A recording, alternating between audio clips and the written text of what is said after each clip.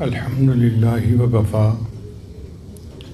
وسلام علی عبادہ الذین اصطفیٰ اما بعد۔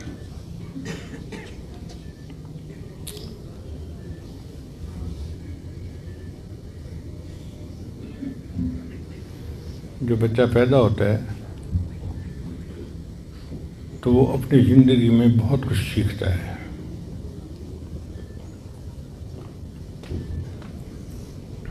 اس کے دو طریقے ہیں، ایک تو ماں باپ اس کو سکھائیں تو وہ صحیح چیز کو جلدی سیکھ لے گا اور اسے غلطیاں نہیں کرنی پڑیں گی،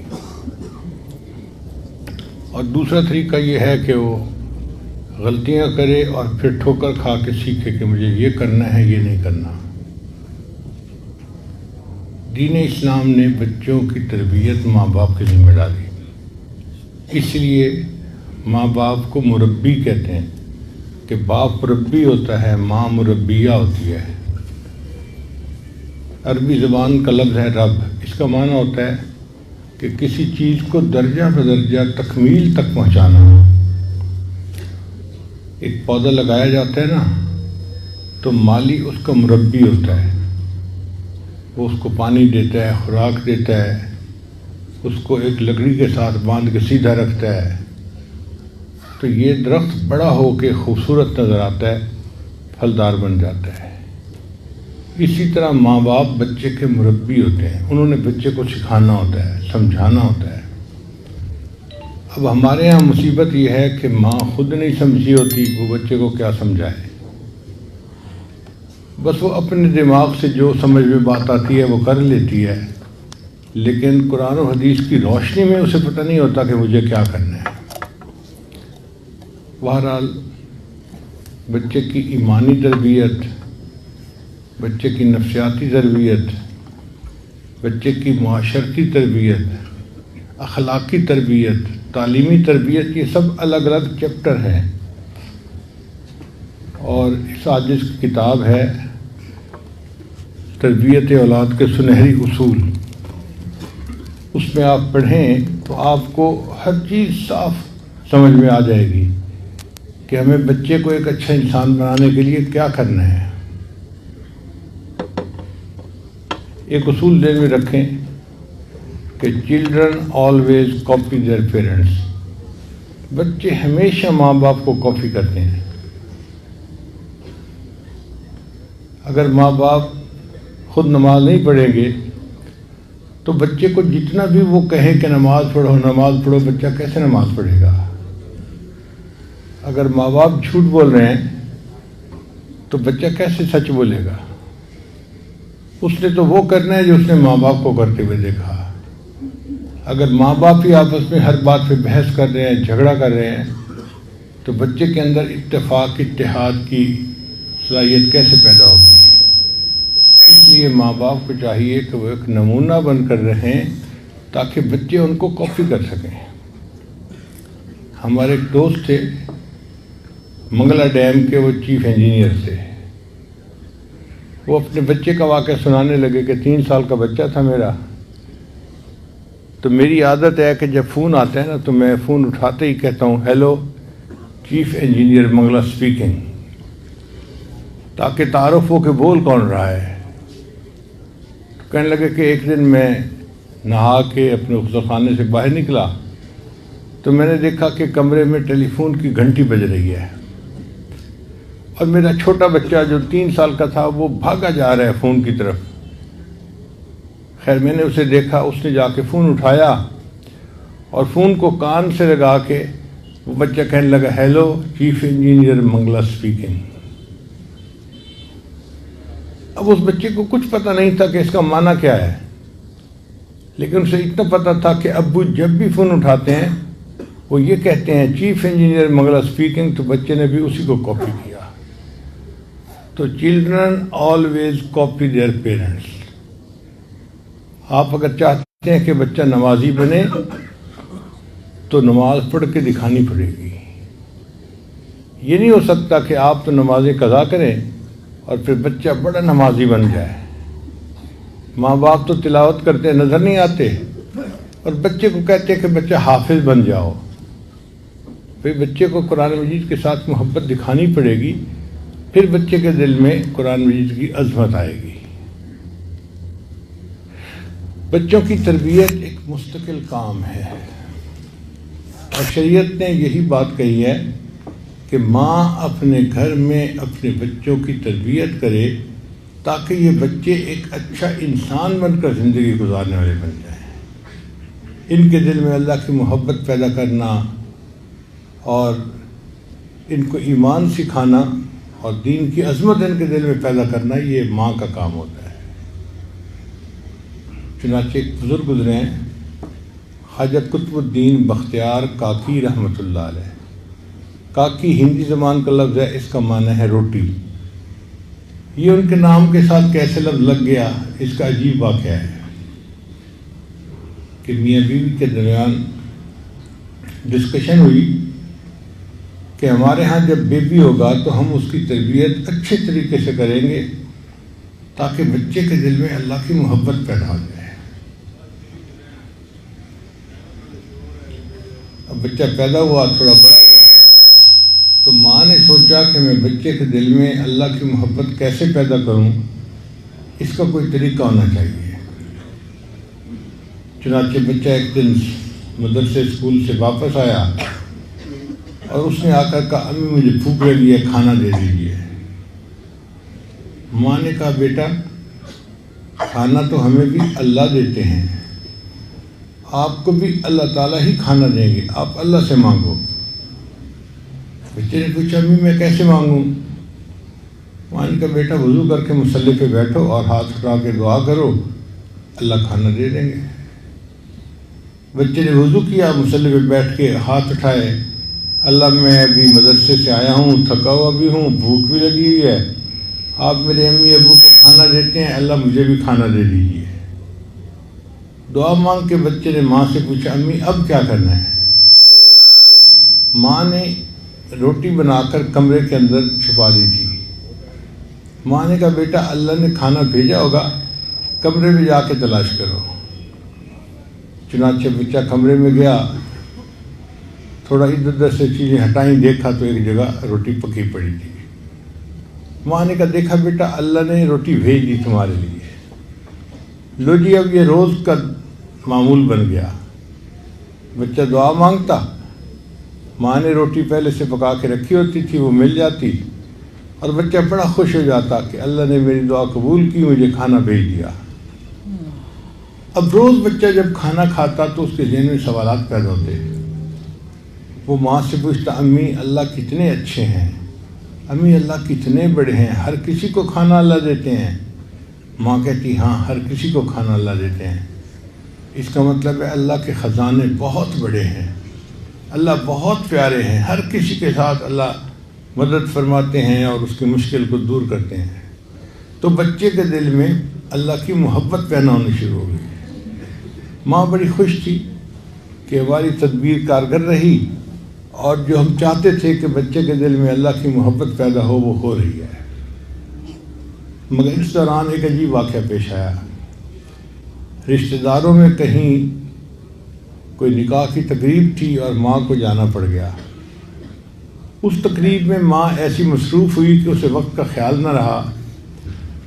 جب اس نے گھڑی دیکھی تو وقت تو بچے کا مدرسے سے آنے کا ہو چکا تھا، تو ماں کو بڑی پریشانی لاحق ہوئی، میرا بچہ گھر آ گیا ہوگا، اور اگر آج اس نے مصلی پہ بیٹھ کے دعا مانگی اور اسے کمرے میں پڑا ہوا کھانا نہ ملا تو بچے کا تو یقین خراب ہو جائے گا، میری اتنی عرصے کی محنت ضائع ہو جائے گی۔ اب ماں رو بھی رہی ہے اور دعائیں بھی مانگ رہی ہے اور تیزی سے گھر کی طرف بھی چل رہی ہے۔ جب گھر پہنچی تو اس نے دیکھا کہ بچہ چارپائی پہ لیٹا سویا ہوا ہے۔ ماں نے شکر ادا کیا کہ چلو سو گیا ہے۔ اس نے جلدی سے روٹی پکائی، کمرے میں رکھی، واپس آ کے بچے کو جگایا، بیٹے تو مدرسے سے واپس آ گئے، تمہیں بھوک لگی ہوگی، اٹھو اللہ سے روٹی مانگو اور کھا لو۔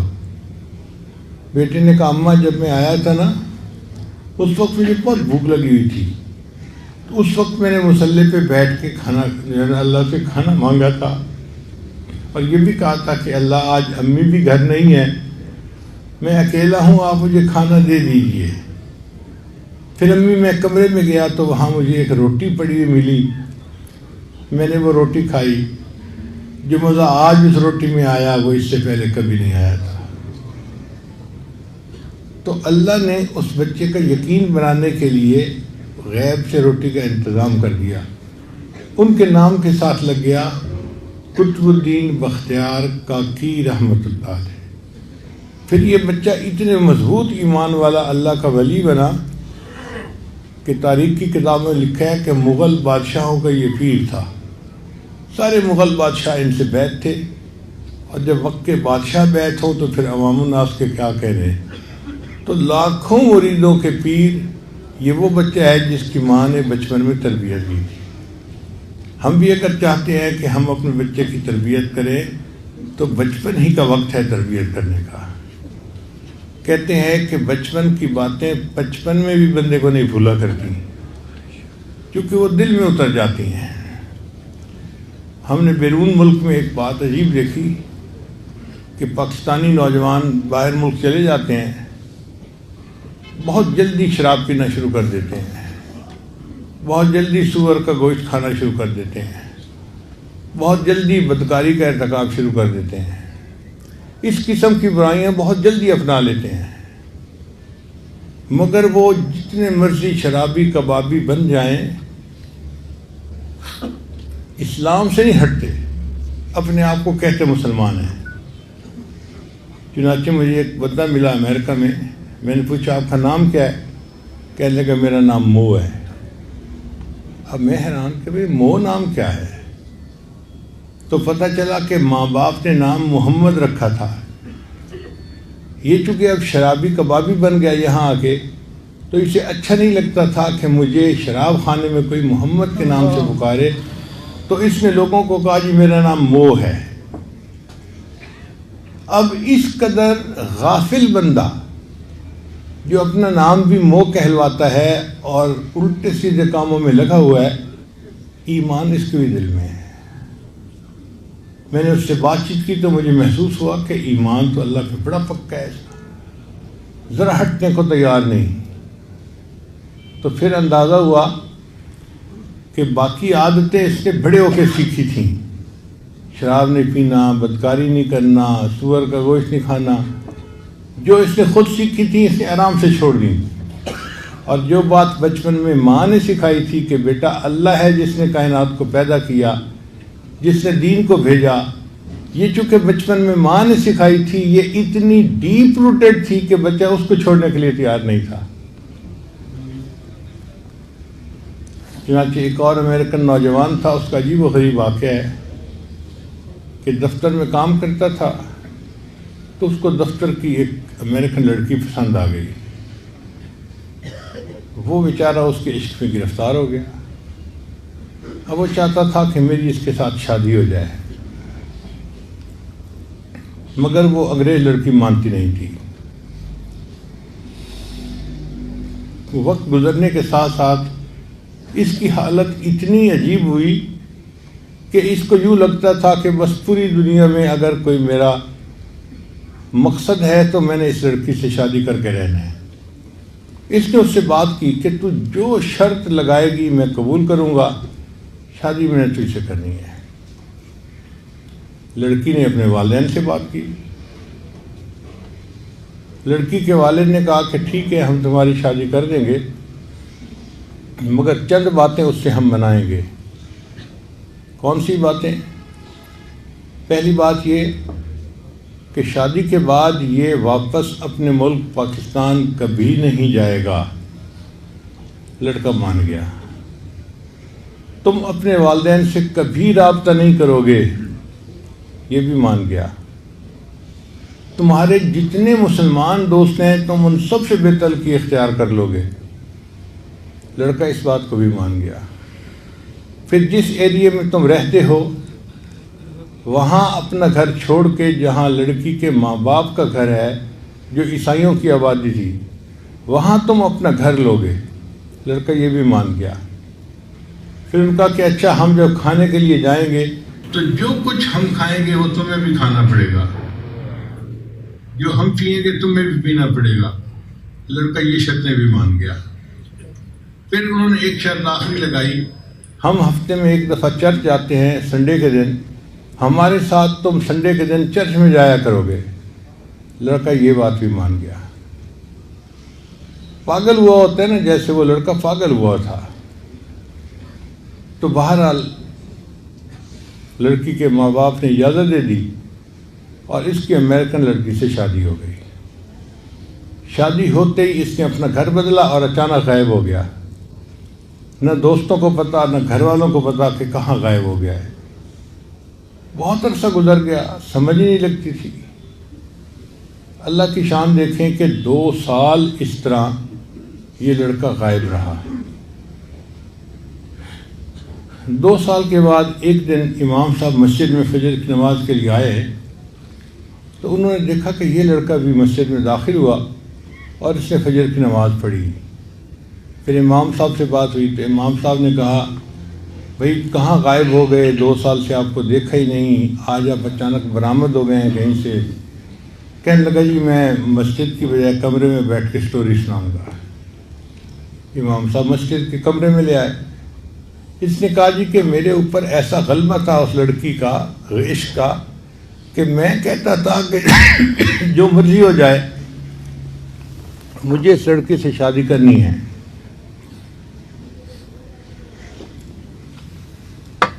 ان لوگوں نے یہ ساری شرطیں مجھ سے منوائیں اور میں نے مان لی۔ شادی کے بعد میں نے اپنی بیوی کے ساتھ زندگی گزارنی شروع کر دی۔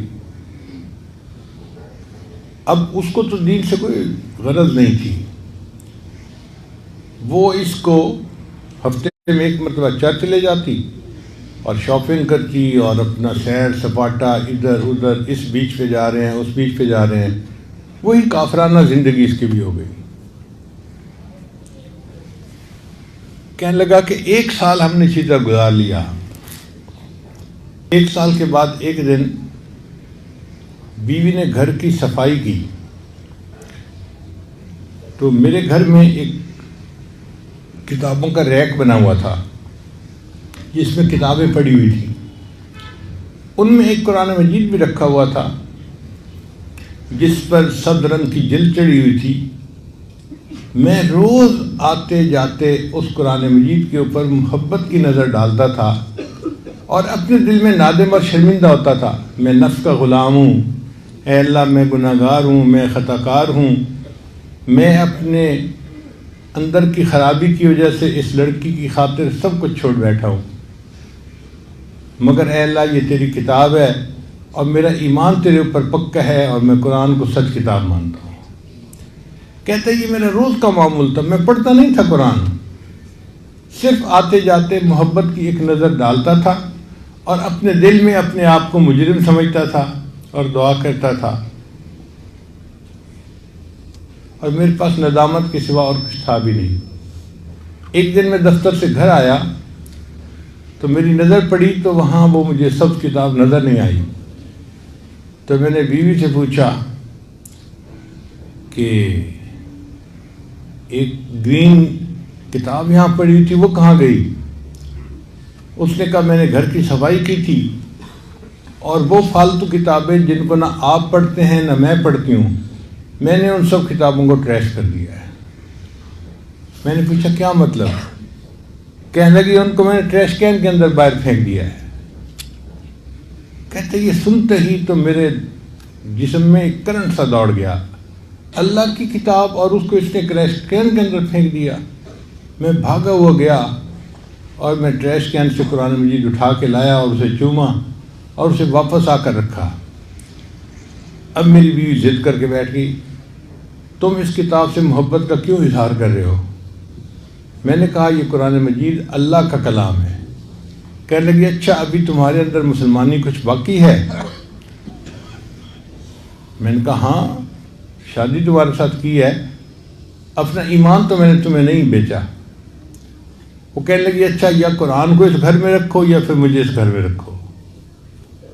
میں نے اسے بہت سمجھایا کہ دیکھو یہ میرا پرسنل معاملہ ہے، تو اس پہ انٹرفیئر نہ کر، ہم اچھا زندگی گزار رہے ہیں، لڑکی کو پتہ تھا کہ میں اس کی کمزوری ہوں.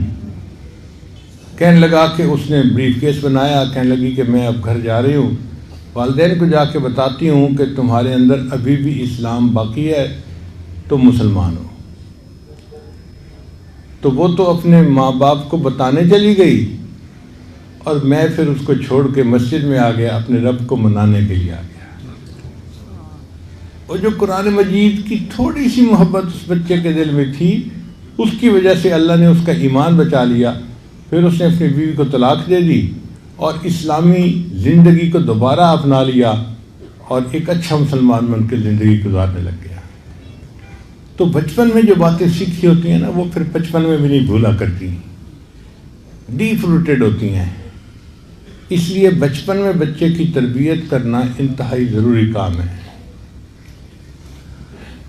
ہمارے قریبی عالم تھے، وہ ایک مرتبہ انڈیا گئے. وہاں ایک بڑے عالم تھے، ان کے گھر میں ان عالم کے ایک بڑے بیٹے تھے جس کی عمر تقریباً 8-9 سال کی تھی. انہوں نے اس بچے کے ذمہ لگا دیا کہ بیٹا یہ مہمان ہے اور آپ نے ان کی مہمان نوازی کرنی ہے. وہ لڑکا اتنا سمجھدار تھا، وقت پہ ناشتہ لے آتا، وقت پہ کھانا لگاتا، پانی لے آتا، ہر چیز تیار. یہ نہا کے نکلتے تو ان کے لیے کپڑے تیار ہوتے، یہ کھانا کھاتے تو ان کے لیے ان کے جوتے پالش ہوتے. یہ بڑے حیران ہوتے کہ یہ بچہ بڑا سمجھدار ہے، ہر کام اپنے وقت پہ کرتا ہے اور اس کو پتہ ہے کہ مہمان نوازی کیسے کی جاتی ہے. مگر ایک بات انہوں نے دیکھی کہ وہ بچہ اپنا کام کر کے پھر چلا جاتا تھا، بیکار ان کے پاس بیٹھتا نہیں تھا، وقت نہیں دیتا تھا. اب یہ چاہتے تھے کہ مجھے لڑکا بات کا موقع دے تو میں پوچھوں کہ اس کی تربیت والدین نے کیسے کی ہے.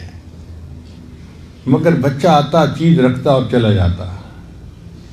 ایک دن جب اس نے آ کے کھانا رکھا تو بچہ واپس جا رہا تھا. وہ کہتے ہیں کہ میں نے جلدی میں اس بچے سے کویسچن کیا، بیٹا بتاؤ تم سب سے بڑے ہو؟ تو جیسے ہی میں نے اس سے کویسچن پوچھا نا، بچہ بتاؤ تم سب سے بڑے ہو، تو بچہ میری یہ بات سن کے کھڑا ہو گیا اور شرما کے دیوار کے ساتھ لگا اور مجھے کہنے لگا کہ انکل سچی بات تو یہ ہے اللہ سب سے بڑے ہیں، ہاں بہن بھائیوں میں میری عمر زیادہ ہے. اب دیکھیں ماں باپ نے کیسی تربیت کی تھی کہ بچے نے اتنی چھوٹی سی بات کو بھی جو ہے نا وہ نوٹ کر لیا کہ انکل سچی بات تو یہ ہے اللہ سب سے بڑے ہیں، ہاں بہن بھائیوں میں میری عمر زیادہ ہے. تو بچے کی تربیت کی جائے تو بچے کی شخصیت پھر اس کے حساب سے بنتی ہے. اب اس بارے میں 12 اصول ہیں، آج میں آپ کے سامنے ان کے بارے میں کچھ عرض کر دوں گا.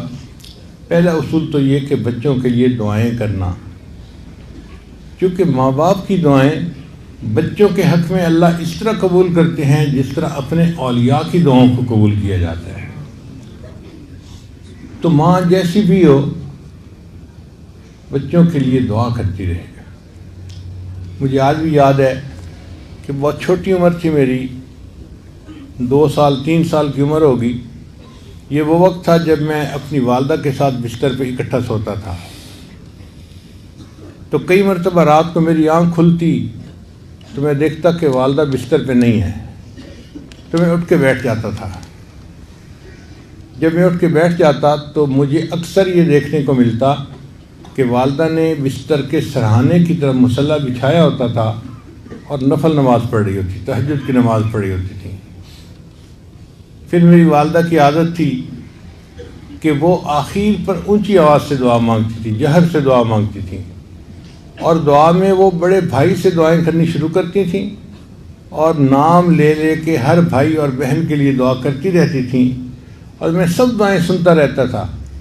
مجھے اس زمانے میں اتنی سمجھ نہیں تھی کہ یہ دعائیں ہیں کیا، اس کو نیک بنا دے، اس کو یہ کر دے، اس کو وہ کر دے. مجھے نہیں پتا تھا کیا امی مانگ رہی ہے. میں تو صرف نام سنتا تھا سب کے اور انتظار کرتا تھا کہ میرا نام امی کب لے گی. جب آخر پہ چونکہ میں بہن بھائیوں میں سب سے چھوٹا تھا، جب امی میرا نام لے کر دعا کرتی تھی تو میں سکون سے پھر بستر پہ سو جاتا تھا. یہ والدہ کی تہجد کی وہ دعائیں ہیں کہ جن کی وجہ سے اللہ نے میرے اوپر رحمت فرمائی، میری جہالت پہ پردے ڈال دیے، اور اللہ تعالیٰ نے دنیا میں مجھے عزتوں سے نوازا۔ تو اپنے بچے کے لیے دعا کرنا یہ سب سے پہلا عمل ہے۔ 3 لڑکے تھے جو نبی علیہ الصلوۃ والسلام کی خدمت کرتے تھے، اور تینوں کا نام عبداللہ تھا۔ حدیث پاک میں آتا ہے کہ نبی علیہ السلام ان کے نام لے کر تہجد میں دعا کیا کرتے تھے۔ اللہ تعالیٰ نے نبی علیہ السلام کی دعاؤں کو ایسا قبول کیا کہ تینوں بچے اپنے اپنے فن میں امام بنے۔ عبداللہ ابن عباس لانو امام المفسرین بنے، عبداللہ ابن عمر لانو امام المحدثین بنے، اور عبداللہ ابن مسعود رضی اللہ تعالیٰ عنہ امام الفقہاء بنے۔ تو ہم بھی اپنی نمازوں میں، تہجد میں، مختلف اوقات میں اپنے بچوں کے لیے دعا کریں، یہ سب سے پہلا عمل ہے۔ ایک صحابیہ تھی ام سلیم رضی اللہ تعالیٰ عنہ، ان کا بیٹا تھا انس۔ تو ایک مرتبہ وہ اپنے بیٹے کو لے کے نبی السلام کی خدمت میں حاضر ہوئیں۔ انس جانو کی عمر تھی 10 سال کی، اور عرض کیا، اے اللہ کے حبیب صلی اللہ علیہ وسلم، میں نے اپنا یہ بیٹا آپ کی خدمت کے لیے وقف کر دیا ہے، اس کو قبول کر لیجئے۔ چنانچہ وہ انس رضی اللہ تعالیٰ عنہ کہتے ہیں کہ میں 10 سال نبی علیہ السلام کی خدمت میں رہا، اور نبی علیہ السلام میرے لیے دعا کیا کرتے تھے، اے اللہ اس کے رزق میں اور اس کی اولاد میں برکت عطا فرما۔ فرماتے ہیں کہ نبی علیہ السلام کی دعا مجھے ایسی لگی کہ اللہ نے میرے رزق میں برکت پیدا فرما دی۔ میرا ایک باغ تھا، لوگوں کا باغ سال میں 1 مرتبہ پھل دیا کرتا تھا، اور میرا باغ سال میں 2 مرتبہ پھل دیا کرتا تھا، اور اولاد میں اللہ نے اتنی برکت دی کہ میں نے اپنے بیٹے بیٹیاں پوتے نواسیاں نواسے 100 سے زیادہ اپنی آنکھوں سے دیکھے۔ اتنی اللہ نے اولاد میں برکت عطا فرمائی۔ اور فرماتے ہیں کہ مال میں اللہ نے اتنی برکت عطا فرمائی کہ میں سونے کی اینٹوں کو لکڑی کاٹنے والے کلہاڑے سے توڑا کرتا تھا۔ اب آپ بتائیے کہ لکڑی کاٹنے والے کلہاڑے سے جو توڑا جاتا ہے تو وہ کوئی 2-4 تولے کی بات تو ہے نہیں نا، وہ پھر اینٹیں ہی ہوگی۔ اتنا اللہ نے مال دیا، اتنا اللہ نے رزق عطا فرما دیا، اتنی اولاد عطا فرما دی۔ تو اولاد کے لیے دعائیں کرنا یہ سب سے پہلا اصول ہے کہ اللہ ان کو نیک بنا دے، ان کو معاشرے کا اچھا فرد بنا دے، ان کو اپنے دین کا خادم بنا دے۔ اے اللہ ان کو محبوب صلی اللہ علیہ وسلم کا غلام، سچا غلام بنا دے۔ اللہ ان کو وقت کا ولی بنا دے۔ جو اولاد کے لیے دعائیں ماں باپ مانگیں گے اللہ تعالیٰ اس کو قبول فرمائیں گے۔ یہ والدین کی دعائیں اللہ کے یہاں اس طرح قبول ہوتی ہیں کہ بخاری شریف لوگ پڑھتے ہیں، امام بخاری رحمۃ اللہ بچپن میں نابینا ہو گئے تھے، آنکھوں کی بینائی چلی گئی تھی، کچھ نظر نہیں آتا تھا۔ ان کی والدہ نے ان کے لیے رو رو کے اللہ سے دعا مانگی، اللہ نے امام بخاری کو دوبارہ بینائی عطا فرما دی، اور اتنے بڑے وہ محدث بن گئے۔ تو ماں کی دعا جنت کی ہوا، اس میں کوئی شک نہیں ہے۔ اس لیے ماں باپ اپنی اولاد کے لیے دعائیں کریں۔ تربیت اولاد کا پہلا اصول یہی ہے۔ اور دوسرا اصول کہ بچے کے ساتھ نرمی کا معاملہ کریں، سختی نہ کریں۔ بچوں کی طبیعت میں خود بھی نرمی ہوتی ہے، اور بچے نرمی سے زیادہ سیکھتے ہیں بنسبت گرمی کے۔ آج ہمارے ماحول معاشرے کی سب سے بڑی جو ہے نا وہ کوتاہی یہی ہے کہ بس صرف ڈانٹ ڈپٹ ہمیں آتی ہے۔ باپ کو تو بس 2 لفظ بولتا ہے اور تیسری مرتبہ اس کا تھپڑ لگ رہا ہوتا ہے، اور کوئی بات ہی نہیں ہوتی۔ اور ماں بھی ہر وقت چیختی چلاتی رہتی ہے، شاؤٹ کرتی رہتی ہے، یہ نہ کرو وہ نہ کرو، تمہیں سمجھایا نہیں، یہ نہیں وہ نہیں فلاں نہیں۔ بچے کو پیار سے سمجھانا چاہیے، وہ جلدی سمجھتا ہے۔ مار نہیں پیار، یہ بچے کی اولاد، یہ بچے کی تربیت کے لیے دوسرا اصول ہے۔ حدیث مبارکہ میں آتا ہے، نبی السلام نے ارشاد فرمایا اللہ تعالیٰ نرمی کو پسند فرماتے ہیں، اللہ تعالیٰ نرمی کو پسند فرماتے ہیں اور نرمی پر وہ رحمتیں نازل فرماتے ہیں جو سختی کے اوپر نازل نہیں فرماتے۔ تو اس لیے بچوں کے ساتھ ہمیشہ نرم رویہ۔ نبی علیہ الصلوۃ والسلام حضرت انس عنہ کے ساتھ اتنا محبت کا رویہ رکھتے تھے کہ انس عنہ روایت کرتے ہیں کہ میں 10 سال نبی علیہ السلام کی خدمت میں رہا، 10 سال میں نبی علیہ السلام نے نہ مجھے کبھی جھڑکا، نہ گالی دی، نہ مجھے کبھی مارا، نہ لوگوں کے سامنے کبھی مجھے رسوا کیا۔ 10 سال نبی علیہ السلام نے پیار سے ان کی تربیت کی، اور اس دوران نہ مار پیٹ کی ضرورت پیش آئی، نہ بچے کو ملامت کرنے کی ضرورت پیش آئی۔ تو محبت سے اگر آپ بچے کو سمجھائیں گے تو بچہ بات جلدی سمجھ آ جائے گا۔ تو پہلا اصول تھا اولاد کی تربیت کے لیے نیک بننے کے لیے دعائیں کرنا، اور دوسرا اصول تھا کہ بچے کے ساتھ نرمی سے پیش آنا۔ نبی علیہ السلام ایک مرتبہ نماز پڑھ رہے تھے تو حضرت عبداللہ ابن عباس عنہ بچے تھے، وہ بھی آ گئے تہجد کے وقت میں کہ میں بھی نبی علیہ السلام کے پیچھے نماز پڑھتا ہوں۔ اب انہوں نے آ کے پیچھے نیت باندھی، تو جب پیچھے نیت باندھی تھی، نفل نماز تھی نا، تو نبی علیہ السلام نے انہیں پیچھے سے اشارہ کر کے اپنے ساتھ کھڑا کر لیا۔ وہ تھوڑی دیر تو کھڑے رہے، پھر پیچھے ہٹ گئے، پھر نبی علیہ السلام نے دوبارہ پھر ان کو اپنے ساتھ کھڑا کر لیا۔ وہ تھوڑی دیر کھڑے رہے، پھر پیچھے ہٹ گئے، تو نبی علیہ السلام نے تیسری مرتبہ ان کو پھر آگے کر کے اپنے ساتھ کھڑا کیا۔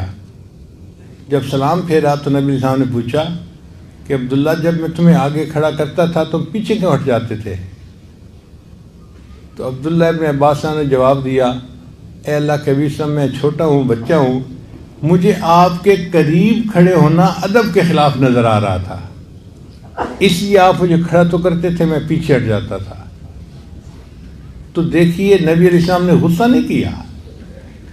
اب تصور کریں کہ ہم پڑھ رہے ہیں نفل، ہمارا بچہ آ جاتا ہے اور ہم ایک مرتبہ اس کو آگے کھڑا کرتے ہیں، وہ پھر پیچھے ہٹ جاتا ہے، پھر دوسری مرتبہ کھڑا کرتے ہیں، پھر پیچھے ہٹ جاتا ہے، پھر تیسری مرتبہ، تو ہم تو سلام پھیرتے ہی جوتا اٹھاتے اور بچے کو لگا دیتے کہ عقل کے اندھے، تمہیں میں آگے کھڑا کرتا تھا، تم پیچھے کیوں ہٹتے تھے؟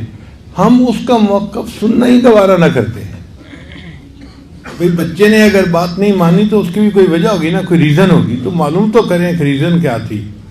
تو بچے کے ذہن میں ریزن تھی کہ میں چھوٹا ہوں، مجھے ادب کرنا چاہیے، کتنی اچھی ریزن تھی۔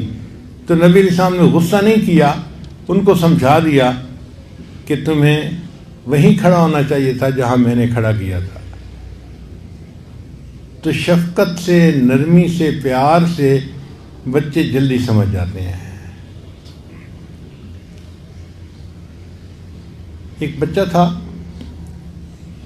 اس کو اس کے والد نے ایک بار سمجھایا کہ بیٹا، نبی علیہ الصلوۃ والسلام کا نام نامی، اسم گرامی تم نے وضو کے بغیر نہیں لینا، اور بچے نے دل میں ارادہ کر لیا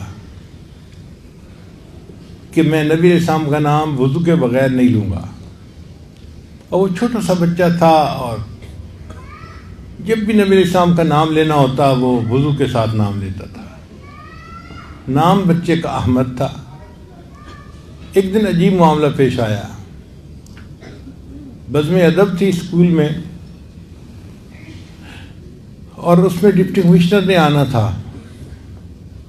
تو اسلامیات کے جو ٹیچر تھے انہوں نے کچھ نعتیں سکھائی تھی بچوں کو۔ ایک نعت انہوں نے احمد کو یہ سکھائی، وہ نبیوں میں رحمت لقب پانے والا، مرادیں غریبوں کی بر لانے والا۔ بچے نے نعت تو اچھی یاد کی اور وہ پڑھ بھی بڑے شوق سے رہا تھا، لیکن موقع پہ جب پڑھنے لگا تو بچے نے جمع کا صیغہ استعمال کر لیا، وہ نبیوں میں رحمت لقب پانے والے، مرادیں غریبوں کی بر لانے والے۔ اب ڈی سی او نے جب یہ سنا تو اس نے پھر بعد میں تقریر کی اور اس نے نام لے کر کہا کہ فلاں بچے نے یہ پڑھا، جبکہ شاعر نے تو کلام یوں لکھا ہے۔ اور اصل مصیبت یہ ہے کہ ہمارے جو ٹیچر ہیں وہ توجہ نہیں دیتے بچوں کے اوپر، جس کی یہ مثال ہے کہ بچہ یہ پڑھ رہا ہے اور ٹیچر نے اس کو سمجھایا ہی نہیں۔ اب وہ جو دینیات کے ٹیچر تھے ان کی خوب بے عزتی ہوئی سارے مجمع میں۔ تو دینیات کے ٹیچر کو نا بچے کے اوپر غصہ تھا کہ میں نے تو اسے کہا تھا کہ تم ایسے پڑھنا، اس نے میری بات نہیں مانی، اس نے پھر جمع کا صیغہ استعمال کر لیا۔ اگلے دن عجیب معاملہ ہوا کہ اس کلاس کا ایک پیریڈ جو تھا نا وہ فارغ تھا، ٹیچر چھٹی پہ تھے، آئے نہیں تھے، تو بچے شور مچا رہے تھے۔ 2 پیریڈ تھے، ایک پیریڈ تھا ریسیس سے پہلے اور ایک پیریڈ تھا ریسیس کے بعد۔ چنانچہ جب ہیڈ ماسٹر نے دیکھا کہ بچے شور کر رہے ہیں تو سٹاف روم میں دینیات کے ٹیچر بیٹھے ہوئے تھے، انہوں نے ان کو بلایا اور بلا کے کہا کہ فلاں کلاس کے بچے شور مچا رہے ہیں، بہتر یہ ہے کہ آپ 2 پیریڈ ان کے پاس چلے جائیں اور ان کے ٹائم گزر جائے گا۔ چنانچہ وہ دینیات کے ٹیچر کلاس میں آ گئے۔ ان کا بھائی میں نے اس وقت آپ کو پڑھانا تو نہیں ہے کچھ، بس میں اس لیے آیا ہوں کہ آپ لوگ شور نہ کریں اور آپ کی وجہ سے باقی کلاسز میں ڈسٹربنس نہیں ہونی چاہیے۔ چلو ہم ایسا کرتے ہیں کہ میں آپ لوگوں سے سوال پوچھتا ہوں چھوٹے چھوٹے اور آپ لوگ اس کے جواب بتاتے جائیں تو ہمارا ٹائم گزر جائے گا۔ کلاس کے بچوں نے کہا ٹھیک ہے۔ چنانچہ استاد صاحب جو تھے دینیات کے وہ چھوٹے چھوٹے کوشچن پوچھتے، فلاں کیا ہے، فلاں کیا ہے، فلاں کیا ہے، اچھا تم بتاؤ تم بتاؤ تم بتاؤ۔ ایک موقع پہ انہوں نے احمد سے کہا کہ احمد یہ بتاؤ ہمارے پیغمبر اسلام کا نام کیا ہے۔ احمد کھڑا تو ہو گیا، نام نہیں بتایا۔ تو دینیات کے ٹیچر نے پھر کہا احمد تمہیں نام آتا ہے نبی علیہ السلام کا؟ اس نے سر ہلا کے کہا جی آتا ہے۔ تو احمد بتاؤ کیا نام ہے؟ احمد کچھ نہیں بتا رہا۔ اب ٹیچر کو غصہ آیا کہ یہ تو بدتمیز لڑکا ہے، یہ استاد کی بات جان بوجھ کے نہیں مانتا۔ تو دینیات کے ٹیچر نے کہا کہ احمد اب اگر تم نے مجھے نام نہ بتایا میں تمہاری پٹائی کروں گا، بتاؤ ہمارے پیغمبر اسلام کا کیا نام؟ احمد پھر چپ کھڑا ہے بت کی طرح۔ استاد نے تو آؤ دیکھا نہ تاؤ، اس نے تھپڑ لگانے شروع کر دیے، خوب مارا اس کو۔ اب احمد نے کبھی کسی استاد سے مار نہیں کھائی تھی، جب اچھی طرح مار پڑی تو وہ خوب رویا، اور اسی دوران گھنٹی بجی اور ریسیس کا ٹائم ہو گیا۔ تو ٹیچر نے کہا اچھا احمد میں ریسیس کے بعد آؤں گا اور میں دیکھوں گا کہ تم پیغمبر اسلام کا نام کیسے نہیں بتاتے، اور میں اب ڈنڈا لے کے آؤں گا اور تمہاری ڈنڈے سے پٹائی کروں گا۔ کلاس کے سارے بچے ریسیس کے لیے چلے گئے اور ان میں سے ہر بچہ احمد کو بڑی ہمدردی کی نظر سے دیکھ رہا تھا کہ اس کو تو اتنی انفارمیشنز ہیں دینیات کی، اور اس بچے کو اتنی مار پڑی اور یہ نبی السلام کا نام ہے، نامی اسم گرامی کیوں نہیں بتا رہا۔ جب سب بچے چلے گئے تو احمد بھی اٹھا اور باہر جا کر اس نے اپنا چہرہ دھویا، ہاتھ دھوئے اور واپس آ کے اپنی جگہ کے اوپر بیٹھ گیا۔ جب ریسیس ختم ہوئی تو دینیات کے ٹیچر پھر آئے اور انہوں نے آتے ہی احمد کو کھڑا کیا اور کہا کہ بتاؤ نبی اسلام کا کیا نام؟ احمد نے بتا دیا کہ ہمارے پیغمبر اسلام کا نام محمد صلی اللہ علیہ وسلم۔ اب دینیات کے ٹیچر کو حیرت ہوئی کہ اس نے اتنی مار کھائی اور پہلے نہیں بتایا اور اب آرام سے اٹھ کے نام بتا دیا ہے۔ تو اب انہوں نے ذرا محبت سے قریب آ کے احمد کے سر پہ ہاتھ رکھا اور پھر پوچھا کہ احمد پیارے بچے بتاؤ تم نے پہلے نام کیوں نہیں بتایا تھا؟ تو جب انہوں نے شفقت سے پوچھا تو اس وقت احمد نے بتایا کہ سر مجھے نام تو پہلے بھی آتا تھا لیکن اس وقت میرا وضو نہیں تھا، اور میں نے اپنے والد سے یہ سنا تھا کہ نبی علیہ السلام کا نام وضو کے بغیر نہیں لینا۔ میں نے مار تو کھا لی، میں نے نام نہیں لیا۔ اب ریسرچ میں میں جا کر وضو کر کے آیا ہوں، آپ نے پوچھا ہے، میں نے آپ کو نام بتا دیا ہے۔ تو دیکھیں ماں باپ اگر بچے کو کوئی بات کرتے ہیں تو وہ بات اس طرح بچے کے دل میں اتر جاتی ہے۔ تو اولاد کی تربیت کے لیے پہلا اصول ان کے لیے دعائیں کرنا، اور دوسرا اصول ان کو پیار سے بات سمجھانا۔ ہم 2 لفظ میں بات کر دیتے ہیں، بچہ پوری طرح سمجھتا بھی نہیں، اور پھر ہم توقع کرتے ہیں کہ بچہ وہ بات کر کے ہمیں دکھائے گا۔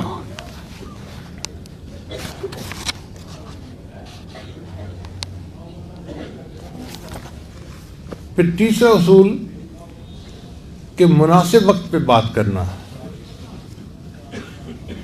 ہم عام طور پر بے وقت باتیں کرتے ہیں، اور بے وقت کی باتیں بچوں پر اثر نہیں کرتی۔ بر وقت بات سونے کی ڈلیوں کی مانند ہوتی ہے۔ بچے کو اس وقت بات کریں جب بچہ ریسیپٹیو موڈ میں ہو۔ چنانچہ 4 اوقات ایسے ہیں کہ جب بچہ ریسیپٹیو موڈ میں ہوتا ہے، اس کو جو بات کی جائے وہ جلدی قبول کرتا ہے۔ ان میں سے پہلا وقت جب بچہ گاڑی میں بیٹھتا ہے نا، سواری پہ سوار ہوتا ہے، تو اس وقت بچہ لرننگ موڈ میں چلا جاتا ہے۔ اس لیے گاڑی میں بیٹھتے ہی بچے سوال پوچھنا شروع کر دیتے ہیں، ابو یہ کیسے، امی وہ کیسے، اور ہم اس وقت ان کو ڈانٹ ڈپٹ کرتے ہیں، چپ رہو، کیا باتیں کرتے ہو۔ وہ وقت بڑا قیمتی وقت ہوتا ہے۔ اس وقت بچے کو کوئی بھی بات کہیں وہ بچے کے ذہن میں اتر جاتی ہے، بچے کے دل میں نقش ہو جاتی ہے۔ اور حدیث پاک سے بھی یہ بات ثابت ہے۔ ایک صحابی عنہ فرماتے ہیں کہ میں نبی علیہ السلام کے پیچھے اونٹ پہ سوار تھا، تو نبی علیہ السلام نے فرمایا، یا ولد احفظ اللہ یحفظک، احفظ اللہ تجدہ تجاہک، یا غلام، اے بچے، تو اللہ کو ہر وقت دل میں رکھ، اپنے اللہ کو ہر وقت اپنے سامنے پائے گا۔ تو نبی علیہ السلام نے ایسے وقت میں یہ بات کی کہ جب بچہ سواری پہ سوار تھا۔ ہم بھی اس وقت کے لیے نصیحتیں تیار کر کے رکھا کریں پہلے سے، کہ بچے نے گاڑی میں بیٹھنا ہے اور ہم سے پوچھنا ہے، اور ہم اس وقت یہ نصیحت کریں گے۔ جب بچہ نصیحت سننے کے موڈ میں ہو، اس وقت نصیحت کریں گے تو وہ نصیحت کو قبول کرے گا۔ ہم نصیحت اس وقت کرتے ہیں جب بچے فائٹ اینڈ فلائٹ موڈ میں ہوتے ہیں۔ کئی مرتبہ موڈ ایسا ہوتا ہے نا کہ بچہ بحث کرنے کے موڈ میں ہوتا ہے، یا بچہ ایسے موڈ میں ہوتا ہے کہ مجھ سے بات نہ کرو، مجھے تنگ مت کرو، ڈونٹ ڈسٹرب کا موڈ ہوتا ہے۔ اس کو کہتے ہیں فائٹ اور فلائٹ موڈ۔ اب بچہ اس موڈ میں ہے اور ماں اس وقت اس کو نصیحتیں بیٹھی کر رہی ہے، تو بچے کے سر کے اوپر سے نصیحتیں گزر جاتی ہیں، ذرا فائدہ نہیں ہوتا۔ تو 4 اوقات جن میں بچے بات کو جلدی قبول کرتے ہیں۔ ایک وقت جب بچے گاڑی میں سوار ہوتے ہیں تو لرننگ موڈ میں آ جاتے ہیں، اور دوسری بات بچے جب رات کو سونے لگتے ہیں تو لیٹتے ہی وہ لرننگ موڈ میں آ جاتے ہیں۔ اسی وجہ سے بہت سارے بچے اپنے ماں باپ کو کہتے ہیں امی کوئی اسٹوری سنائیں، اور ماں باپ جان چھڑاتے ہیں کیا یہ اس وقت جو ہے ہمیں تنگ کر رہا ہے، اور بچے کو کئی مائیں مرغی کی اسٹوری سنا رہی ہوتی ہیں، کئی مائیں چھپکلی کی اسٹوری سنا رہی ہوتی ہیں۔ ان کو اس وقت احساس ہی نہیں ہوتا کہ یہ اتنا قیمتی وقت تھا۔ ہم اس کو نبی علیہ السلام کے واقعات سنائیں، ہم قصص النبیین پڑھ کے وہ واقعات سنائیں تو بچے کے دل میں یہ باتیں نقش ہو جائیں گی۔ اور تیسرا وقت ہوتا ہے دسترخوان پہ کھانے کا وقت۔ اکثر بچے اس وقت بھی بہت سوال پوچھتے ہیں، اور ماں باپ ان کو جھڑک کے چپ کروا دیتے ہیں.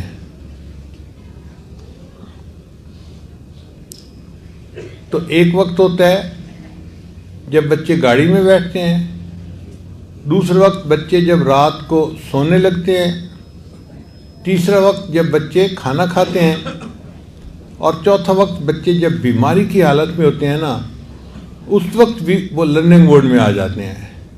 اس وقت ان سے اگر پیار محبت کا اظہار کریں تو بچہ چونکہ بیمار ہوتا ہے وہ اپنے ساتھ ہمدردی کرنے والی بات کو بڑے غور سے سنتا ہے.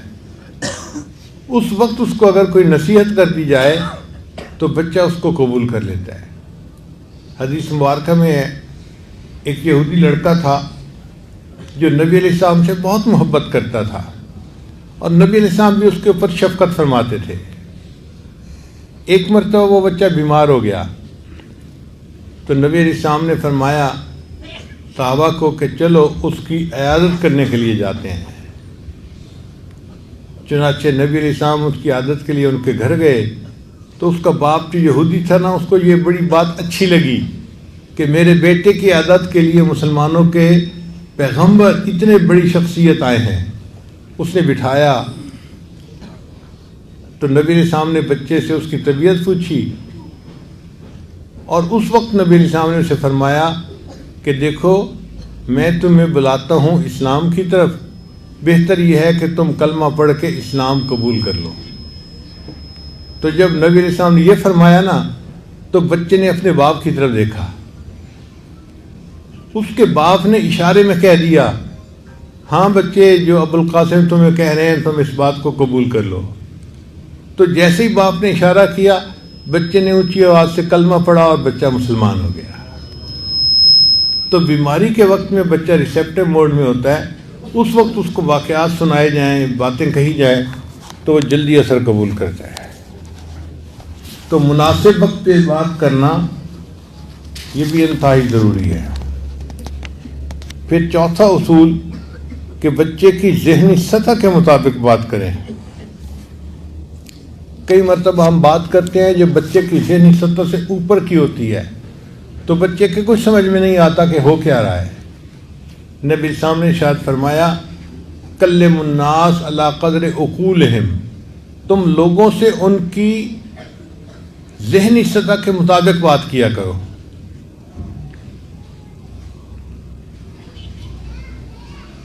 چنانچہ جب صحابہ کرام غزوہ بدر کے لیے چلے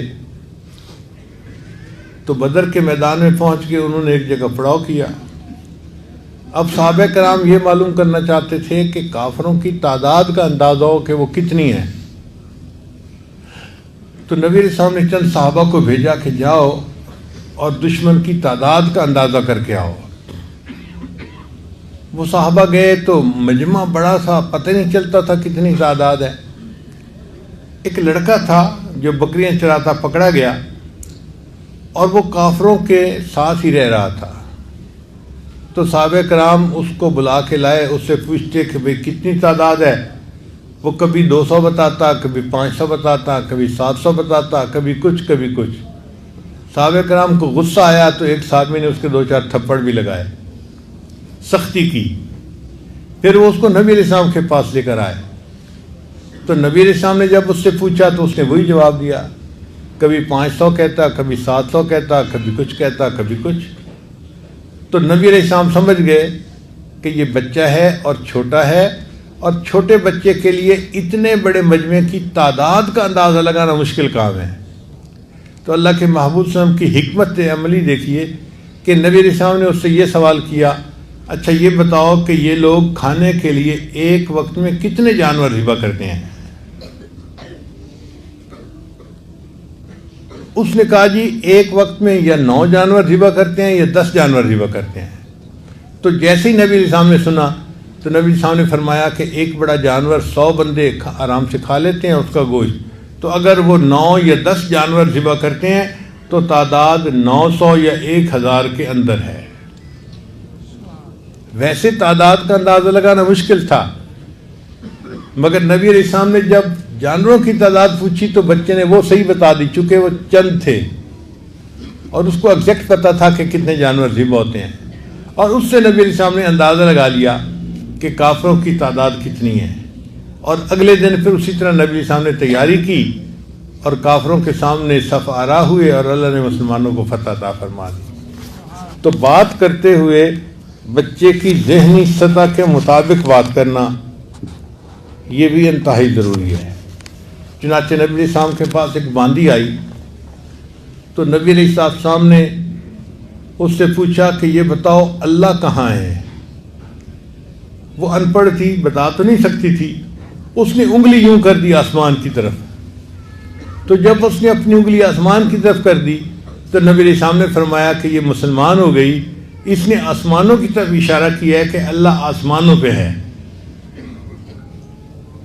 تو دیکھو اس بچی کی ذہنی سطح کے مطابق نبی نے معاملہ فرمایا۔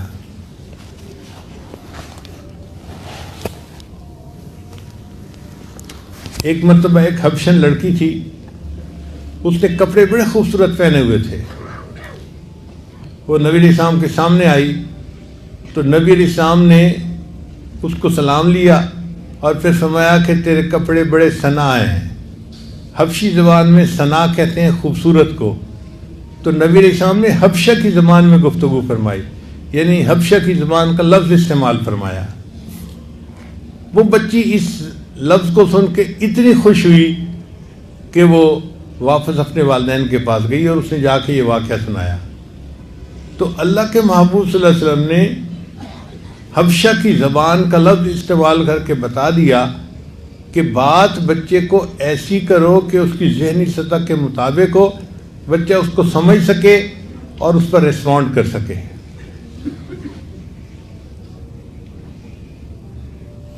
تو پہلا اصول اولاد کے لیے دعائیں کرنا، دوسرا اصول کہ نرمی سے اولاد کی تربیت کرنا، تیسرا اصول کہ مناسب وقت پہ بات کرنا،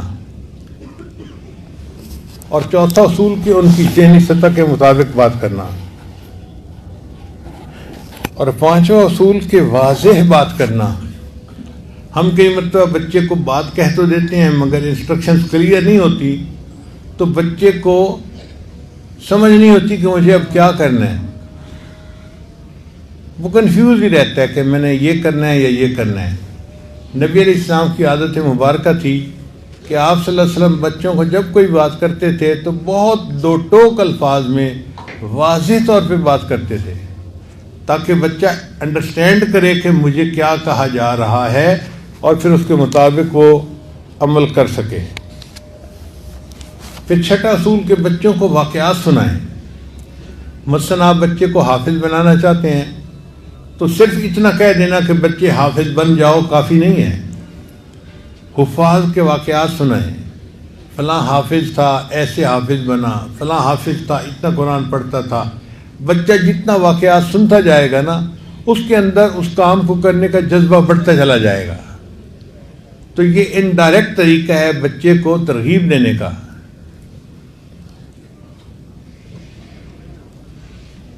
بچے کو حفاظ کے واقعات، علماء کے واقعات سنا کر ذہنی طور پہ تیار کرنا کہ وہ بچہ بھی حافظ قرآن بن جائے، تو واقعات سنانا اس کے لیے بہت فائدہ مند ہے۔ اللہ تعالیٰ نے قرآن مجید میں بہت ساری قوموں کے واقعات نقل فرمائے ہیں۔ ان واقعات کو نقل کرنے کا مقصد کیا تھا کہ امت کو بات ذرا جلدی سمجھ میں آ جائے۔ اگر ہمیں ان کے واقعات پڑھ کر بات جلدی سمجھ میں آ سکتی ہے تو بچہ بھی جب واقعات سنتا ہے تو بات جلدی سمجھ میں آ جاتی ہے۔ حدیث مبارکہ میں آتا ہے کہ بنی اسرائیل کے 3 آدمی تھے اور تینوں بیمار تھے۔ ایک کو برس کی بیماری تھی، برس کہتے ہیں سفید داغ جو ہوتے ہیں نا چہرے پر، جسم پر، اس کو برس کی بیماری تھی اور وہ بڑا پریشان تھا۔ اور دوسرا گنجا تھا، سر کے اوپر بال ہی نہیں تھے، ہر بندہ ان کا مذاق اڑاتا تھا، وہ بھی بڑا پریشان رہتا تھا۔ اور تیسرا بندہ آنکھوں سے نابینا تھا، وہ بھی بڑا پریشان رہتا تھا۔ ایک آدمی برس والے بندے کے پاس گیا اور اس کو جا کے اس نے پوچھا، بھائی آپ کا کوئی مسئلہ؟ اس نے کہا، یار کیا بتاؤں، چہرے پہ سفید داغ ہیں، ہر بندہ مجھے ملامت کی نظر سے دیکھتا ہے، جیسے ہم کہتے ہیں جی شکل پھٹ گئی۔ تو برس والے لوگوں کو اکثر اسی طرح کے لوگ تانے دیتے ہیں، تو مجھے تو ہر بندہ تانے دیتا ہے، میں تو محفل میں جا ہی نہیں سکتا، بیٹھ ہی نہیں سکتا، ذلت کی زندگی گزار رہا ہوں۔ دعا کرو کہ اللہ برس کی مرض کو ختم کر دے اور مجھے اللہ تعالیٰ رزق میں آسانی کر دے۔ چنانچہ اس نے دعا کر دی، اللہ نے اس بندے کی دعا سے مرض کی بیماری بھی ختم کر دی اور اس کو ایک اونٹنی عطا کر دی، اور اونٹنی کی نسل اتنی بڑی کہ وہ سینکڑوں اونٹنیوں کے ریوڑ کا مالک بن گیا۔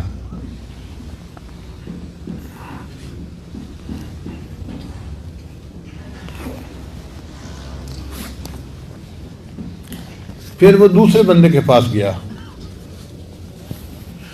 اس سے پوچھا بھائی تمہارا کوئی مسئلہ؟ اس نے کہا یار میں تو فارغ البال آدمی ہوں، سر پہ بال نہیں ہیں، جہاں مجلس میں جا کے بیٹھتا ہوں ہر کوئی میرے گنجے پن کی باتیں کرنی شروع کر دیتا ہے، اور میرے پاس رزق کی بھی کمی ہے۔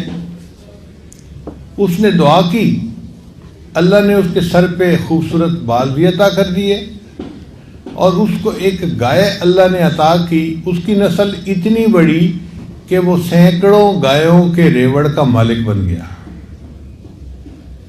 پھر وہ تیسرے کے پاس گیا، اس سے پوچھا بھائی تمہارا کوئی مسئلہ؟ انہوں نے کہا یار میں تو اندھا ہوں، لوگوں کے لیے تو رات کو اندھیرا ہوتا ہے، میرے لیے تو دن میں بھی اندھیرا، نظر ہی کچھ نہیں آتا، میری کیا زندگی ہے، در در کی ٹھوکریں کھاتا ہوں اور میرے رزق میں بھی بہت کمی ہے، تو آپ دعا کریں کہ اللہ میری پریشانی دور کر دے۔ اس نے دعا مانگی کہ یا اللہ اس کو بینائی عطا فرما دے اور اس کے رزق میں برکتیں عطا فرما دے۔ اللہ نے اس کی بینائی بھی ٹھیک کر دی اور اس کو ایک بکری عطا فرمائی، اور بکری کی نسل اتنی بڑھی کہ وہ سینکڑوں بکریوں کے ریوڑ کا مالک بن گیا۔ حدیث مبارکہ میں آتا ہے کہ یہ تینوں آدمی بنی اسرائیل میں بڑے امیر زندگی گزارنے والے بن گئے، بڑے وقت کے سیٹھ کہلانے لگ گئے۔ پھر ایک بندہ پہلے کے پاس آیا اور پہلے سے آ کے کہا کہ دیکھو آپ کو اللہ نے اتنا رزق دیا ہے، اتنی عزت دی ہے، ایک وقت تھا آپ کے پاس کچھ بھی نہیں تھا، آج اتنا کچھ اللہ نے آپ کو دے دیا، اس اللہ کے نام پہ آپ مجھے بھی کچھ دے دو۔ اس نے کہا بھائی میں تمہارے گھر سے نہیں کچھ لے کے آیا، محنت کی ہے جس کی وجہ سے مجھے یہ سب جو ہے نا وہ ملا ہے، اور تو کیسے کہہ رہا ہے کہ تمہارے پاس کچھ نہیں تھا؟ آج کے بعد اگر یہ بات کی تو دیکھو میں تمہاری زبان کھینچ لوں گا۔ اس نے کہا یار مجھ سے ناراض نہ ہو، بس تم جیسے تھے اللہ تمہیں ویسا کر دے۔ لو جی اس بندے کی برس کی بیماری پھر واپس آ گئی، اور اس کے جانوروں میں ایسا وائرس پھیلا، بیماری پھیلی کہ سارے جانور مر گئے، جیسا پہلا تھا ویسا ہی بن گیا۔ پھر یہ بندہ دوسرے کے پاس گیا اور اس سے بھی جا کے یہی سوال کیا کہ میں فقیر ہوں اور اللہ کے نام پہ مانگنے آیا ہوں، تو بھائی اللہ کے نام پہ کچھ دے دو، جس اللہ نے آپ کو سب کچھ دیا، ایک وقت تھا آپ کے پاس کچھ بھی نہیں تھا، آج اتنا اللہ نے آپ کو دیا ہے۔ اس کو بھی اس پہ غصہ آ گیا، میں بھی امیر، میرا باپ بھی امیر تھا، میرا دادا بھی امیر تھا، ہم تو جدی پشتی امیر ہیں، نیک ہیں، اچھے لوگ ہیں، تو کیسے کہتا ہے کہ تمہارے پاس کچھ نہیں تھا؟ آج کے بعد تو نے ایسی باتیں کی تو میں تمہیں زندہ نہیں چھوڑوں گا۔ جب اس نے غصہ کیا نا، اس بندے نے کہا اچھا بھائی مجھ پہ غصہ نہ کرو، تم جیسے تھے اللہ تمہیں ویسا ہی کر دے۔ دعا قبول ہوئی، جتنی گائیں تھیں سب مر گئیں، اور سر کے جو بال تھے وہ بھی سارے صاف ہو گئے، پھر دوبارہ گنجا بن گیا۔ پھر وہ تیسرے کے پاس گیا اور تیسرے کے پاس جا کر کہا کہ بھائی میں ایک فقیر محتاج ہوں، اللہ کے نام پہ مانگنے آیا ہوں، ایک وقت تھا تمہارے پاس تو کچھ نہیں تھا، اللہ نے تمہیں سب کچھ دیا، تو مجھے بھی اللہ کے نام پہ دے دو۔ جب اس نے یہ بات کہی نا تو وہ بندہ جو ہے اس کی آنکھوں میں آنسو آ گئے. کہنے لگا یار تم بالکل سچ کہہ رہے ہو. ایک وقت تھا میں اندھا تھا, ایک وقت تھا میرے پاس کچھ مال نہیں تھا, میں پھوٹی کوڑی کو ترستا تھا. کسی اللہ کے بندے نے مجھے دعا دی, آج دیکھو میرے پاس ہزاروں بکریاں ہیں اور اللہ نے مجھے آنکھوں کی بینائی بھی عطا فرما دی. تم اس اللہ کے نام پر مانگنے میرے پاس آئے ہو, جتنا تمہارا دل چاہے تو میری بکریوں میں سے لے جاؤ اللہ کے نام پہ. اس بندے نے کہا مبارک ہو, میں اللہ کا فرشتہ ہوں اور اللہ نے 3 بندوں کے پاس مجھے بھیجا تھا. 2 بندے اپنی اوقات بھول گئے, اللہ نے ان سے نعمتوں کو واپس لے لیا. تم نے اپنی اوقات کو یاد رکھا, اللہ تمہیں یہ نعمتیں اور زیادہ عطا فرمائے. کہتے ہیں کہ یہ بندہ بنی اسرائیل کا بڑا مالدار بندہ بن کر زندگی گزارتا رہا. تو انسان واقعات سنائے اور پھر بچے کو بتائے کہ بچے اپنی اوقات کو ہمیشہ یاد رکھنا, تو یہ ہو نہیں سکتا کہ وہ بچہ اپنی اوقات کو بھول کے تکبر کے بولنے والا بن جائے. تو بات کریں تو بڑوں کے واقعات سنا کر, احادیث کے واقعات سنا کر پھر بچے کو ایک نتیجہ نکالیں کہ بچے دیکھو یہ کرنا ہے اور یہ نہیں کرنا. دیکھو یہ کعب بن مالک لانوں کا واقعہ ہے اور اس سے ثابت ہوتا ہے کہ ہمیں سچ بولنا چاہیے. لہذا بچے تو نے بھی سچ بولنا ہے تو بچہ سچ بولے گا. 7واں اصول کہ بچے کو وہ کام کر کے دکھائیں. اس کو کہتے ہیں تجرباتی طریقہ. چنانچہ نبی علیہ السلام بعض اوقات صحابہ کرام کو اس طرح بھی بات سمجھایا کرتے تھے. ایک حدیث میں آتا ہے کہ نبی علیہ السلام نے ایک لمبی لکیر لگائی, فرمایا کہ یہ سیدھا راستہ ہدایت کا راستہ ہے, اور پھر سائڈ پہ لکیریں لگا کر بتایا کہ یہ راستے گمراہی کے راستے ہیں. ایک مرتبہ نبی علیہ السلام ایک درخت کے قریب کھڑے تھے, آپ صلی اللہ علیہ وسلم نے اس کی ٹہنی کو ہلایا تو پت جھڑ کا موسم تھا, خشک پتے تھے, وہ نیچے گر گئے. تو نبی علیہ السلام نے صحابی کو کہا کہ دیکھو جب 2 مسلمان بھائی آپس میں ملتے ہیں پیار محبت سے, ان کے گناہ اس طرح جھڑ جاتے ہیں جس طرح پت جھڑ کے موسم میں درختوں کے پتے جھڑ جاتے ہیں. تو گویا کر کے دکھایا پریکٹیکلی کہ اس طرح انسان کے گناہ جھڑ جاتے ہیں. تو بچوں کو اگر سمجھانا ہو تو اس طرح تجرباتی طریقے سے بات سمجھائی جائے تو بچے جلدی بات سمجھ جاتے ہیں.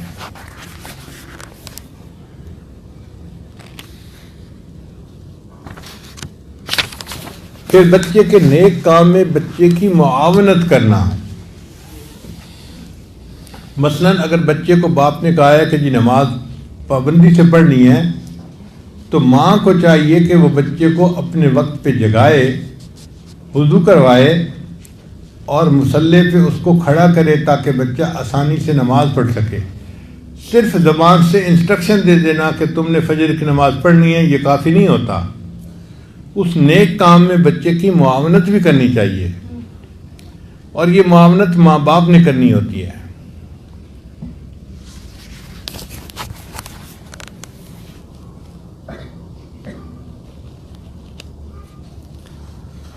پھر 10واں اصول ہر عمل میں سنت کا اہتمام کرنا. اللہ تعالیٰ نے ہمارے اوپر احسان فرمایا کہ ہمیں نبی علیہ السلام کی ایسی شخصیت عطا فرمائی جو زندگی کے ہر موڑ پر, ہر قدم پر ہمارے لیے ایک بہترین نمونہ ہے. لقد کان لکم فی رسول اللہ اسوۃ حسنہ. تو کتنا آسان طریقہ ہے کہ کھانا کھانا ہو تو نبی السلام کی سنت کے مطابق, پانی پینا ہو تو نبی السلام کی سنت کے مطابق, دیکھنا ہو تو نبی السلام کی سنت کے مطابق. تو بچے کو بچپن سے سنت کا اہتمام سکھائیں تو بچے کے گھٹی میں یہ بات بیٹھ جائے گی کہ میں نے ہر کام کو سنت کے مطابق کرنا ہے. مجھے یاد پڑتا ہے کہ محمد صلی اللہ علیہ وسلم چھوٹا سا بچہ تھا, بہت چھوٹا سا, تو ایک دفعہ رو رہا تھا. تو میں نے اس کو اٹھایا, میں نے پوچھا محمد صلی اللہ علیہ وسلم کیوں رو رہے ہو؟ تو کہنے لگا اموت و احیا. اب مجھے سمجھنے لگی کہ کیا ہے. تو میں نے اس کی امی کو بلایا. میں نے کہا کہ یہ بچہ کیا کہہ رہا ہے. کہنے لگی اس کو نیند آ رہی ہے اور چونکہ سوتے وقت میں اس کو سنت دعا پڑھواتی ہوں اللہم باسمک اموت و احیا، تو اس نے نیند کا نام اموت و احیا رکھا ہوا ہے. جب سونا ہوتا ہے میرے پاس آ کے کہتے ہیں امی اموت و احیا. ایک مرتبہ میں کھڑا تھا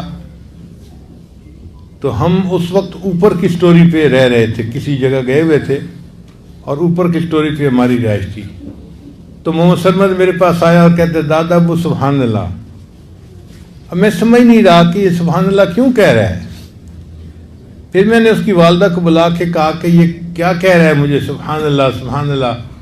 اس نے کہا جی یہ سیڑھیوں سے نیچے اترنا چاہتا ہے، کیونکہ سیڑھی سے نیچے اترتے ہوئے ہر قدم پہ سبحان اللہ پڑھی جاتی ہے، تو اس نے سیڑھی سے نیچے اترنے کا نام ہی سبحان اللہ پڑھا. ایک دفعہ میں اپنے کمرے سے باہر نکلا. محمد سلمان بہت چھوٹا تھا، وہ رو رہا ہے اور کام کرنے والی جو گھر میں خاتون تھی وہ اس کو اپنی گود میں لے کے بیٹھی ہے. تو مجھے بڑی حیرت ہوئی کہ یہ کام کرنے والی اس کو چپ بھی نہیں کروا رہی اور بچہ روئے جا رہا ہے. تو میں نے پوچھا کہ یہ بچہ کیوں رو رہا ہے. تو ابھی اس نے مجھے عورت نے کوئی جواب نہیں دیا تھا کہ محمد سلمان کی والدہ آ گئی. اس نے دیکھا کہ وہ کام کرنے والی عورت اس بچے کو جوتا پہنا رہی تھی اور بایاں جوتا پہلے پہنا رہی تھی اور بچہ پہننا نہیں چاہتا تھا. اب وہ زبردستی پہنا رہی تھی، بچہ پہننا نہیں چاہتا تھا اور بچہ رو رہا تھا. تو جب اس کی والدہ نے دیکھا تو اس نے اسے کہا کہ نہیں، یہ بچہ بایاں جوتا پہلے نہیں پہنے گا، اس کو دایاں جوتا پہناؤ پھر یہ چپ کر کے پہن لے گا. چنانچہ کام کرنے والی نے جیسے ہی بایاں اس کو جوتا پہنایا، بچے نے خاموشی سے جوتا پہن لیا، اس لیے کہ اس کی ایک عادت بنی ہوئی تھی ایسا کرنے کی. تو بچپن سے اگر بچے کو سنت کا اہتمام سکھائیں گے تو یہ عادت گھٹی میں پڑ جائے گی اور بچے کی تربیت میں آسانی ہو جائے گی.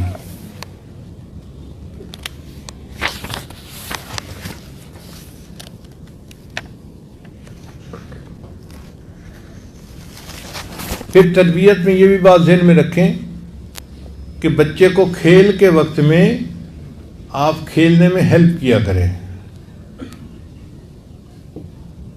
ہم کھیل کو درمیان سے نکال ہی دیتے ہیں. ہم چاہتے ہیں کہ بس بچہ کتاب لے کے بیٹھے اور صبح سے لے کے شام تک بیٹھا رہے جیسے کوئی بوڑھا آدمی ہوتا ہے. وہ بچہ ہے، اس کی کھیلنے کی عمر ہے، فطرت ہے اس کا کھیلنا، اس کو کھیل کا وقت دینا چاہیے. تو ماں باپ بچے کے ساتھ اس کے کھیل کے معاملے میں بھی دلچسپی لیں. اس کو فٹ بال لے کے دیا، اب ماں بھی اس کے ساتھ کھیل سکتی ہے، باپ بھی کھیل سکتا ہے. بچے کھیل رہے ہیں تو ان کا میچ دیکھیں کہ بچہ کیسے پرفارم کر رہا ہے. بچے کو خوشی ہوتی ہے جب اس کے کھیل کو ماں باپ انٹرسٹ کی نظر سے دیکھتے ہیں.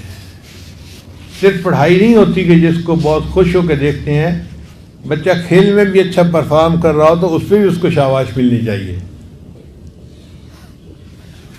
تو بچوں کے کھیل کا بھی خیال رکھیں. اس کو سوئمنگ سکھانا، گھوڑ سواری سکھانا، یہ ثواب کا کام بھی ہے.